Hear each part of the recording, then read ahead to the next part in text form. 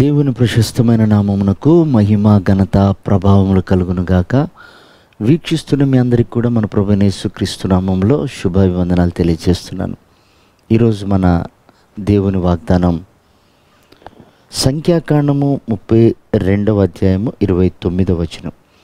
యెహోవా సన్నిధిని యుద్ధమునకు సిద్ధపడుడి.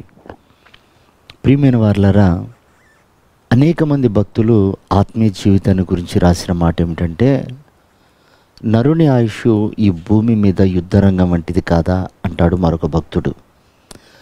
మరొక భక్తుడు అంటాడు, ఈ ఆత్మీయ యాత్ర అనేది ఒక పోరాటంతో కూడుకున్నది అంటాడు. మరో భక్తుడు అంటాడు, ఇది ఒక పరుగు పందెం లాంటిది అంటాడు. నిజమే ప్రియ దేవుని బిడ్డలారా, పరుగు పందెంలో పాల్గొనాలన్నా ఒక సిద్ధపాటు కావాలి, యుద్ధము చేయాలన్నా ఒక సిద్ధపాటు కావాలి. ఇలా మన జీవితంలో ఒక విశ్వాసి సైనికుడు లాంటివాడు. సైనికుడికి ఎప్పుడు కూడా శత్రువు మీదనే కనుదృష్టి ఉంటుంది, తన ప్రాణాన్ని కాపాడుకోవాలనే మనసే ఉంటుంది. దానికి తగినట్లుగా అతడు యుద్ధోపకరణాలు ధరించి ఉంటాడు. అలాగే బైబిల్ సెలవిస్తుంది, నీవు దేవుని సన్నిధిలో యుద్ధోపకరణాలు ధరించి యుద్ధ పంక్తిలో నిలబడు అనుంది. అంటే మనం దేవుని సన్నిధికి వచ్చేది ఎందుకంటే పోరాటానికి, ప్రార్థనలో పోరాటానికి, పెనుగులాటానికి, సంఘ క్షేమాభివృద్ధి కొరకు ప్రార్థన చేయటానికి, నశించిపోతున్న ఆత్మల కొరకు ప్రార్థన చేయటానికి, అలాగే అనేకమైనటువంటి చీకటి శక్తుల చేత పీడింపబడుతున్న వారి కొరకు ప్రార్థన చేయటానికి, వ్యాధులతో వస్తున్న వారి కొరకు ప్రార్థన చేయటానికి మనం ఆయన సన్నిధికి వస్తుంటాం. కనుక ఆచార ప్రకారంగా కాక,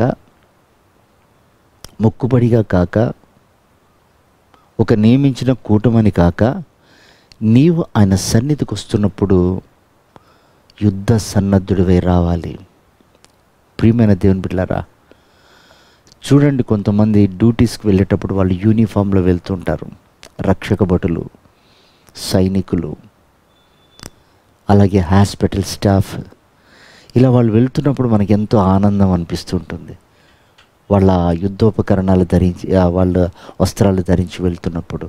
ఎందుకంటే వాళ్ళ డ్యూటీ ఎంత విలువైందో, ఎంత ప్రాధాన్యమైందో, ఎన్ని ప్రాణాలను కాపాడేదో వాళ్ళ డ్రెస్సును చూసినప్పుడు గర్వం అనిపిస్తుంది. అలాగే దేవుని సన్నిధికి వస్తున్న విశ్వాసులను కూడా దేవుడు సైనికులు అన్నాడు.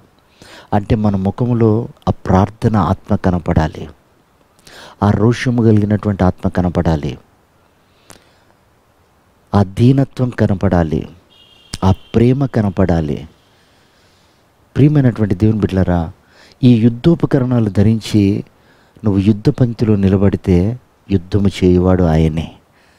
కనుక ప్రియ దేవుని సంగమా, ఈ కడవరి దినాల్లో అజ్ఞానుల వలె మనం జీవించక, జ్ఞానము కలిగి సమయమును పోనీక ప్రతినిత్యము ఈ భూమి మీద నేను ఒక పోరాట యోధుణ్ణి, ఒక నక్సలైట్ని, ఒక ఉగ్రవాదిని, ఆత్మీయ ఉగ్రవాదిని అన్ని రోషం తెచ్చుకొని నడుమును కట్టుకొని అనేకుల కొరకు ప్రార్థన చేయొచ్చు.